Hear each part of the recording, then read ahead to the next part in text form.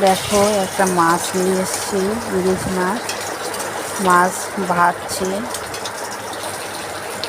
একটা আমার ছেলের, একটা আমার শাশুড়ির। মাছ ভাজা খাবে। পাঁচফোড়ন দিলাম, আলু, মাছ দিয়ে সর্ষে বাটা করবো।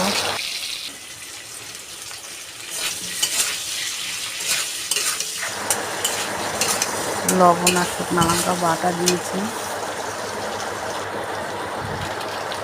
এখন দেবো একটু হলুদ গুঁড়ো,